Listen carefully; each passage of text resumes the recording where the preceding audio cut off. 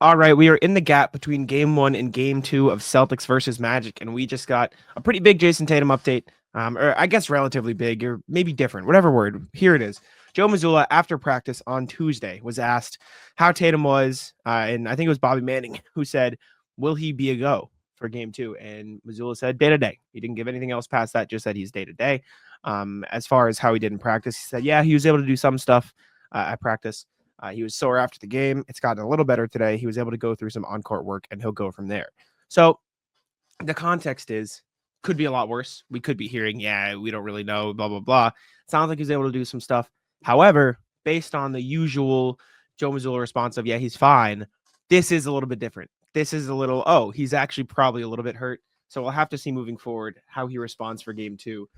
My guess is Iron Man Jayson Tatum's going to play anyways. However, this is at least not what I expected to hear today. I expected, yeah, he's fine. He'll be whatever. But it does sound like he's still toiling with the wrist a little bit.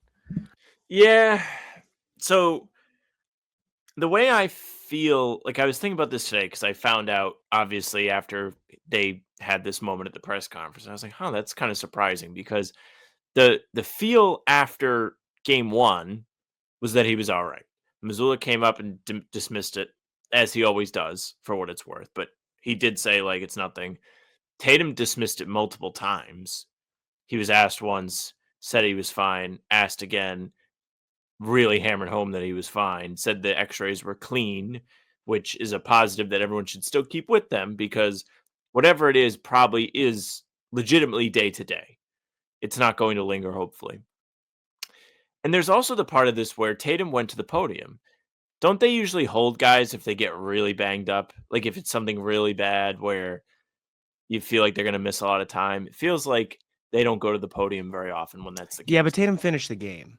Like if he had come out of the game, he wouldn't have gone to the podium. Okay. But I feel like not that I agree with your point, but I feel like Yeah. if you finish the game, you almost have to come to the podium. You know what I'm saying? I feel like that's kind of the trade off. Like Well, if you could Jason have ever sat wants to out, take but a day off from the podium, that's okay too. We all get to go home a little earlier. Uh, um, but I kind of expect him to play. It's not like it's funny, injuries that aren't leg related. I feel like everybody looks at them differently. Like I don't feel the same way. If he rolled his ankle, I might feel differently than I did about whatever this wrist thing is because I'm not like, oh, I just want him to get better and get healthy. Like the repetition, even though it is, I'm pretty sure on his shooting hand, which is not great. But the repetition just isn't there where you're constantly pounding your legs into the ground and you could make it worse with every step. So I think that's an easier playthrough thing.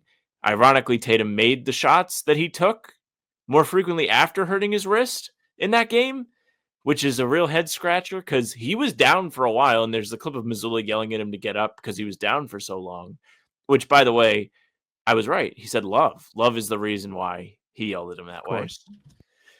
Missoula must be a listener to the program. Of course he is. But yeah, concern level is probably at a 2. Not very high for me. I think he's going to be fine. I think he will probably play on Wednesday, and that'll be that. I tend to agree. Um, it just doesn't feel like the type of thing where Jayson Tatum's gonna want to sit out. I mean, dude sat out one game when he very obviously sprained his ankle earlier. I don't think he's I'll gonna sit ask you out for this. this. Mm. With Tatum, let's say he has to miss like a game or two. How do you feel? Not about him, but about the team. Like, does Against that the worry Magic? you at all? Yes. No. No. This Magic team is not good. Respectfully, disrespectfully, they're bad. They're not a good team right now. They're just not a good enough basketball team. Because I did have a thought today where I was like, huh, like if they don't have Tatum, Jalen's not Jalen right now. He's okay, but he's not like at the level where Tatum could sit out and you feel great about whatever he's going to do out there. You're like, oh man, like, do they lose a game or two if Tatum doesn't play? I don't know what the answer is. I lean no because Orlando didn't crack 20 points in 3 of the 4 quarters on Sunday. Mhm. So like there's that to just kind of keep and feel good about and be like, oh yeah, like they can't put the ball in the basket. Jonathan Isaac was the third leading scorer with 7 points. Like their supporting cast is a joke. And that remains true. In Boston's is not. They are actually very ironclad. They're awesome. Mhm. I do think it becomes a bit more difficult for sure. Um, like obviously losing your star guy, will do that. I just don't see the way the Magic put up enough points, especially with the way the Celtics are defending them. I'm going to do a video on that, probably not a full length one, but a short video of like the way they guarded Franz and Paolo in this game was they played one-on-one. They showed help when they needed to, but they didn't overreact because they knew Franz and Paolo were probably going to get their buckets, which they did, but they're also probably going to get their buckets from mostly inside the arc. I think they made a combined 3 threes of their 27-ish made shots, or 5 threes of the 27-ish made shots. Like that's not going to be enough to beat the Celtics. Like the Celtics understand that. And they know that they're not the best playmakers, like you pointed out before the series. And so if they play them one-on-one and take away the passes by showing help and then recovering back, there's not much the Magic can do to score outside of that. Like the bigger issues in the series, I would argue, which we saw in the play-in game, if Cole Anthony gets hot, that's an extra avenue that the Magic can go to. If Anthony Black gets hot, they can have another avenue to go to. If they shut those down and it's literally just, let's see if Franz and Paolo can score enough to beat the Celtics, they're not going to do that. Like they just don't have the firepower to do that. The Magic scored 86 points in the first game, including a Paolo 37, right? He had 37 in this game, and Franz had what, like 20 something? Yeah. That's 75% of the Magic's points coming from two guys. You're not going to win a series that way unless you have Steph and Jimmy Butler, right? Like that's just not how it's going to work. They combined for 59 of 86 points. Let me do some quick maths here, thanks to Google as my calculator. 59 of 86 is 68% of their points came from two guys. You're not going to win many basketball games like that unless you have a very, very great top two, which maybe you can argue the Celtics have. There's teams around the league like the Clippers or the Nuggets or the Warriors have that. Franz and Paolo aren't at the stage of their career where they can be that yet. So I think the Celtics will be fine. I think Tatum is going to be okay. Al Horford was pretty upset about the play during the press conference today. He basically, Bobby Manning, I think, again asked him like, hey, what'd you think of this play? Did you think there was something extra there? Immediately, Horford just shook his head. He goes, yeah, there was something extra there. And he said it was about the second or third time that they, especially KCP, went at him in that way. So yeah.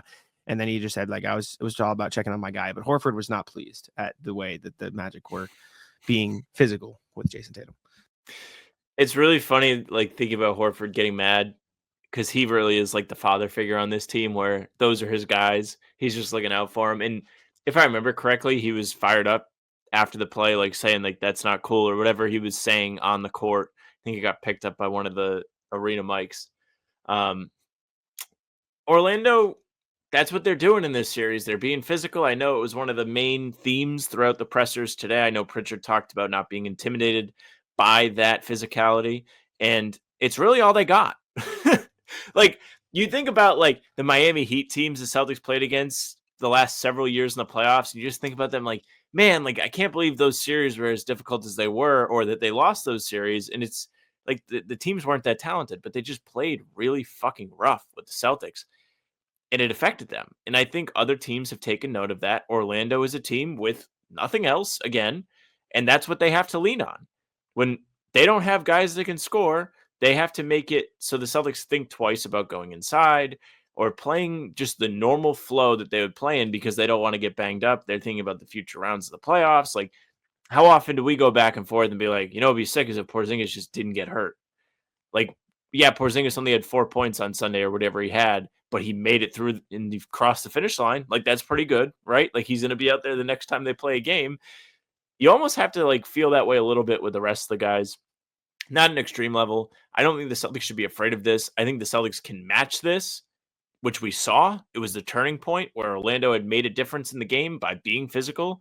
Drew Holiday comes out and leads the charge in the second half.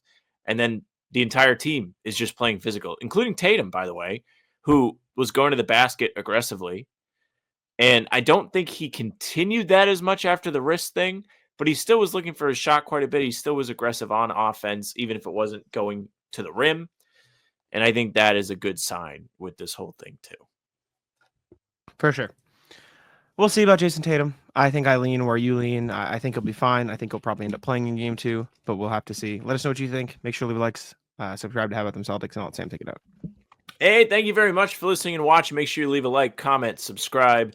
Let us know what you think of the Tatum injury heading into game 2, and hit the bell. We're here every single day. New content dropping, full pods Tuesday, Thursday, Sunday. Game recaps are up the morning after each game, and other videos like this one are on the channel to keep you up to date with all things Celtics. We'll be here every game for a half hour before tip-off for pregame. Come hang out. It's a lot of fun. Great people in the chat hanging out. You can see us do our prize picks. You can see us play GeoGuessr. Have some fun. Calm the nerves before these tips. It is a tense time of year, even though it's very fun. You can also find the two of us on Spotify and Apple. All pods and recaps are up there. So if you just want the audio versions, go ahead, follow. They'll go right to your feed. Leave a 5-star review. We'd appreciate that very, very much. Tell your friends. It's a great way to spread the word. Email us, hbtcpod@gmail.com.